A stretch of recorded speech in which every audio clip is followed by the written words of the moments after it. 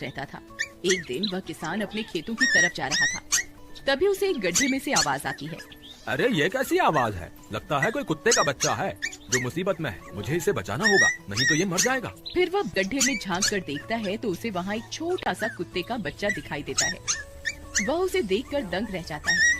उसका रंग नीला होता है। ये तो कोई कुत्ते का बच्चा लगता है, लेकिन ये तो नीले रंग का है। मैंने तो इससे पहले कभी भी नीले रंग का कुत्ता नहीं देखा। इसे घर ले चलता हूँ, सुमन तो इसे देखकर बहुत खुश हो जाएगी।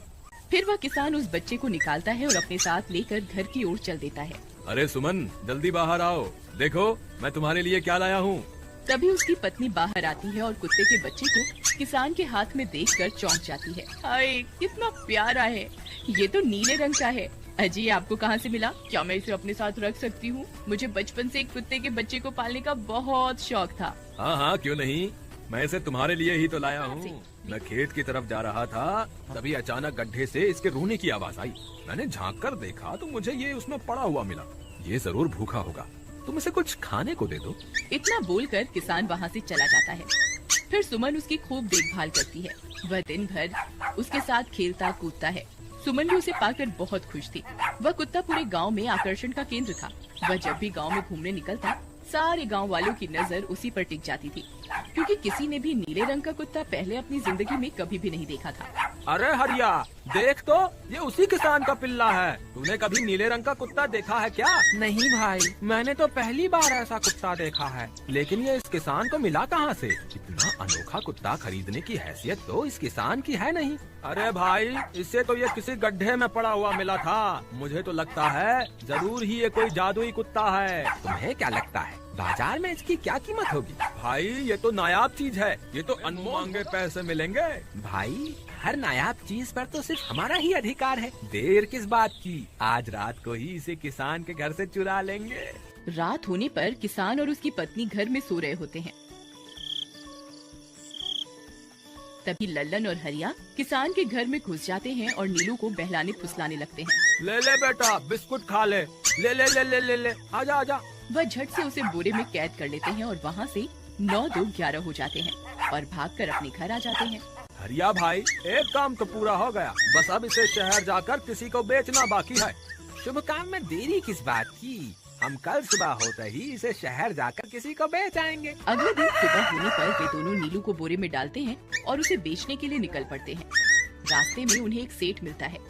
उसे उस बोरे में से अजीब अजीब सी आवाजें आती हैं। अरे भाई रुको रुको, इस बोरे में क्या भरकर ले जा रहे हो? भाई, ये एक जादुई कुत्ता है। ऐसा कुत्ता ही है? ऐसा कैसे हो सकता है भाई, जरा मुझे भी तो दिखाओ। वह सेठ नीलू को देखकर चौंक जाता है। तुम्हें इसके लिए 100 सोने की मुद्राएं देनी होंगी। ठीक है, मुझे मंजूर है। लो, ये लो तुम्हारी 100 मुद्राएं। आज से ये कुत्ता मेरा हुआ। वहीं दूसरी तरफ नीलू को घर में न पाकर सुमन और किसान परेशान हो जाते हैं। सुमन का रो रो कर बुरा हाल हो जाता है। नीलू, तुम कहाँ चले गए? तुम्हारे बिना मैं कैसे जीऊंगी? वापस आ जाओ ना नीलू। अजी, मेरे नीलू को कहीं से भी ढूंढ कर लाइए। जब तक वो वापस नहीं आएगा, मैं खाना नहीं खाऊंगी। ठीक है, तुम रोना बंद करो, मैं उसे ढूंढ कर लाता हूँ। फिर किसान गांव में लोगों से नीलू के बारे में पूछता है। अरे भाई, मैंने तुम्हारे कुत्ते को देखा था। वो लल्लन और हरिया तुम्हारे घर से बोरे में किसी को भरकर ले जा रहे थे। वो अवश्य ही तुम्हारा कुत्ता होगा। फिर किसान भागता हुआ लल्लन के घर जाता है। लल्लन, मुझे पता चल गया है, तुम्ही ने मेरे नीलू को चुराया है। उसे अभी के अभी वापस लौटा दो, नहीं तो मुखिया से कहकर तुम्हें। अरे हरिया भाई, इसे कैसे पता चल गया? मुझे लगता है किसी ने हमें उसे चुराते हुए देख लिया होगा। मुझे अभी के अभी मेरा कुत्ता वापस करो, नहीं तो अच्छा नहीं होगा। भाई, तुम्हारे कुत्ते को तो हमने 100 मुद्राओं में बेच दिया। अब तुम चाहो तो सारी मुद्राएं रख लो और हमें छोड़ दो। नहीं, मुझे मेरा कुत्ता ही चाहिए। तुम्हारे पास कल सुबह तक का वक्त है। कैसे भी करके उस व्यापारी को ढूंढो और मुझे मेरा कुत्ता वापस ला कर दो, नहीं तो जेल जाने के लिए तैयार हो जाओ। इतना बोलकर किसान वहाँ से चला जाता है। अरे मर गए रे, अब क्या करें? ये तो थानेदार की धमकी देकर गया है। लल्लन भाई, मुझे जेल नहीं जाना, कुछ करो ना। हाय रे, अब क्या होगा? चलो उस सेठ को ढूंढते हैं, उसे उसके सारे पैसे लौटाकर उस कुत्ते को वापस ले लेंगे। वे दोनों उस सेठ की तलाश में निकल पड़ते हैं, लेकिन बहुत देर तक ढूंढने पर भी उन्हें वह सेठ नहीं मिलता। लल्लन भाई, यहाँ तो उस सेठ का कोई नामो निशान ही नहीं है। न जाने अब तक कहाँ निकल गया होगा। अब क्या करें?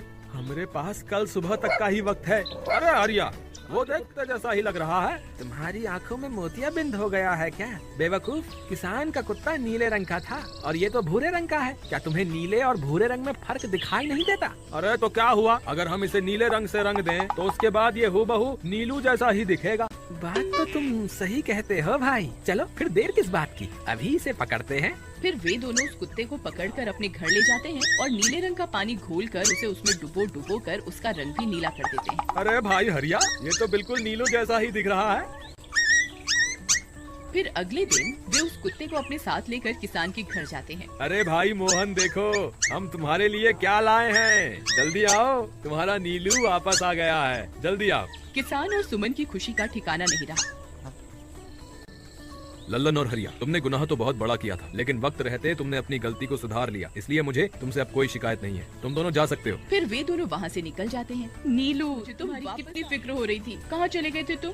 हाँ, आज के बाद मैं तुम्हें कभी अकेला नहीं छोड़ूंगी। मेरा नीलू इतने दिनों बाद घर आया है, इतना गंदा भी हो गया है। चलो अब हम नहाई करेंगे।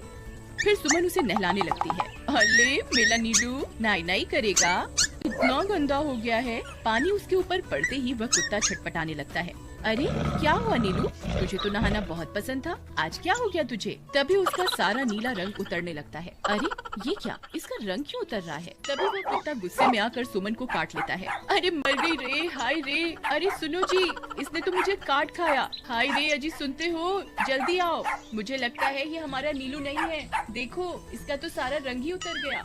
ये तुमने ठीक नहीं किया लल्लन, अब मुझसे बुरा कोई नहीं होगा। फिर किसान गुस्से में लल्लन और हरिया के घर जाता है। ए लल्लन, दरवाजा खोल। ए लल्लन, जल्दी दरवाजा खोल, नहीं तो इसे तोड़ दूंगा। आज तुझे मुझसे कोई नहीं बचा सकता। अरे मर गए रे, ये तो उसी के से हमारी तरकीब के बारे में पता चल गया।